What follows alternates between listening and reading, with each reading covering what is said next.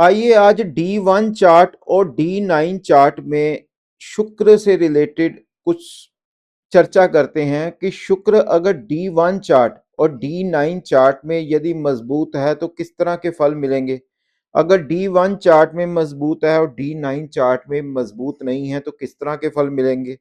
शुक्र को पहले समझते हैं। शुक्र हमें लग्जरियस देता है, हमारे वैवाहिक जीवन को बताता है कि हमारा विवाह कैसे चलेगा, कैसा नहीं चलेगा, लव लाइफ को बताता है। और ये संसार की सारी चीज़ों जो लग्ज़रियस चीज़ें हैं, उन चीज़ों को दर्शाता है कि आपके पास लग्ज़रियस किस हद तक आपको जीवन में मिलेगी या नहीं मिलेगी। इन सब चीज़ों का अगर कोई ज़िम्मेदार प्लैनेट है, वो ये सारी ज़िम्मेदारी शुक्र प्लैनेट के ही ऊपर है। पहले हम विवाह की चर्चा करते हैं। यदि आपकी कुंडली में D1 चार्ट में यदि शुक्र पीड़ित है, शुक्र छठे, 8वें, 12वें घर में चला गया और कोई भी केंद्र त्रिकोण के स्वामी के साथ शुक्र का यदि संबंध नहीं बना, तो शुक्र आपकी कुंडली में फिर काफी पीड़ित हो जाता है। यदि यही प्रॉमिस आपको D9 चार्ट में भी मिल जाए, तो कई बार देखने को मिलता है कि जातक को लग्जरियस और विवाह के से संबंधित काफी परेशानियां आती हैं।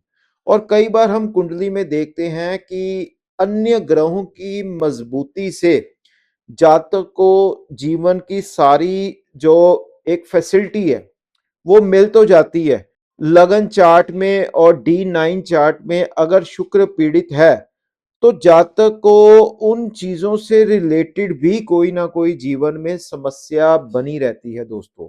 यदि आपकी कुंडली में D1 चार्ट में शुक्र काफी पीड़ित है, शुक्र छठे, 8वें, 12वें घर में चला गया या अच्छे घरों से संबंध नहीं बना, तो अगर D9 चार्ट में शुक्र एग्जॉल्टेशन में है, केंद्र त्रिकोण में है, सप्तम घर में है, तो मैंने कई बार देखा है कि मैरिज से रिलेटेड जातक को कोई भी समस्या नहीं आती। कोई छोटी मोटी हो घर में वो एक बात अलग है, बट क्योंकि D9 चार्ट सिर्फ वैवाहिक जीवन के लिए ही देखा जाता है और ग्रह की स्ट्रेंथ का पता लगता है कि ग्रह में कितनी स्ट्रेंथ है।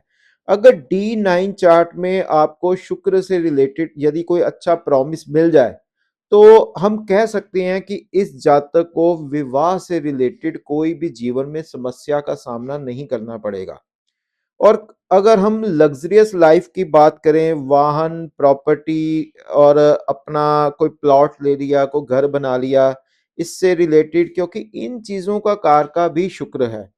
इसके साथ मैं एक बात और ऐड ऑन करना चाहता हूँ कि इसके लिए आप अपनी जन्म पत्रिका में 4th हाउस को ज़रूर देखें। 4th हाउस भी हमें सुख सुविधाएं देता है।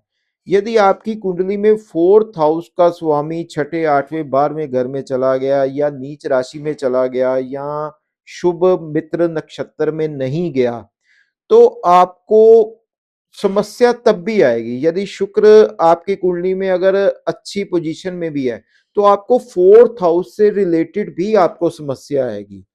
कई बार कुछ जातक मुझसे पूछते हैं कि मेरी कुंडली में शुक्र की प्लेसमेंट तो इतनी ज्यादा मजबूत है, मेरी कुंडली में लगन में एग्जॉल्टेड शुक्र है, बट मुझे उसका रिजल्ट नहीं मिल पा रहा।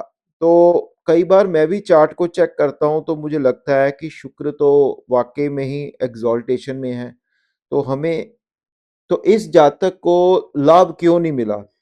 फिर हमें उसके लिए देश काल पात्र भी देखना पड़ता है कि देश काल पात्र के हिसाब से इस जातक की पोजीशन क्या है, ये जातक किस स्टेज पर खड़ा है। जैसे कोई मुझे पूछेगा कि मेरी कुंडली में शुक्र एग्जॉल्टेड है बट मुझे लग्जरियस नहीं मिली। जैसे कोई टैक्सी चला रहा है, वो मुझसे पूछता है कि मेरी कुंडली में तो शुक्र एग्जॉल्टेशन में है, बट ये है कि यदि उसकी कुंडली में शुक्र एग्जॉल्टेड है, वो एक टैक्सी की जगह 4 टैक्सी और ले सकता है। बट यदि आप पूछो कि बहुत बड़ा बंगला ले लेगा, ये भी एक देश काल पात्र का हिस्सा है, वो चीज़ नहीं अचीव कर पाएगा जो मतलब कि उसके लिए ना बनी हो। क्योंकि देश काल पात्र देखना हमारे लिए बहुत ज़रूरी है। जैसे को हम बड़े-बड़े होटल्स में देखते हैं, जैसे कोई मैनेजर बैठे होते हैं। अब देखो मैनेजर है, उसका वो होटल उसका नहीं है। तो बट अगर उस आप उनकी कुंडली चेक कर लो, उनकी कुंडली में शुक्र बहुत अच्छी पोजीशन में होगा और 4th हाउस भी बहुत अच्छा होगा।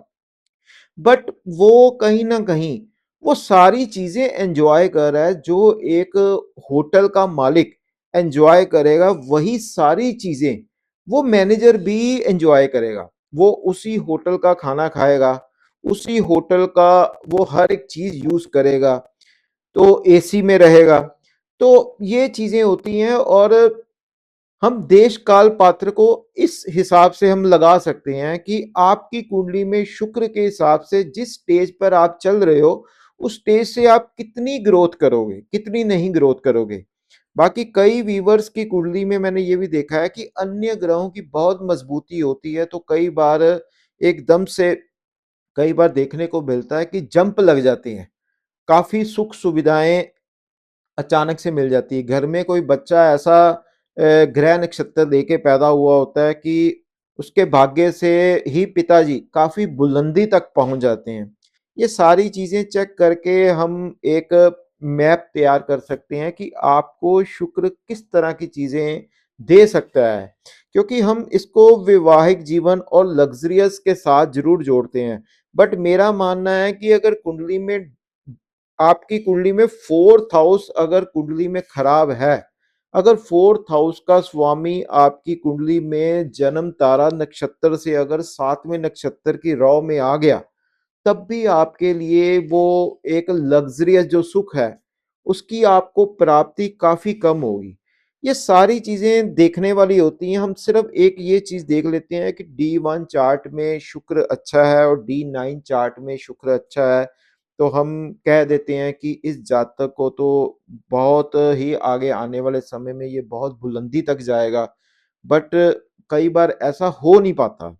कई बार देखने को मिलता है जातक फर्श से अर्श तक पहुँच जाता है। उसके लिए बहुत सी चीज़ें देखने वाली होती हैं।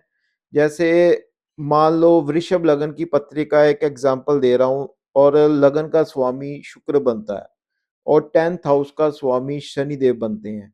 लगन में शनि आ जाए और 10वें घर में 10th हाउस में शुक्र आ जाए, ये एक राशि परिवर्तन हो जाता है। लग्नेश और त्रिकोण का स्वामी हो गया शुक्र और योग कारक प्लैनेट शनि हो गया। इस तरह के कुछ कॉम्बिनेशन बन जाएँ तो तब भी हम कई बार देखने को मिलता है कि जातक आज कहीं था, कल वो कितनी गाड़ियाँ या कितने होटल्स का मालिक बन जाता है।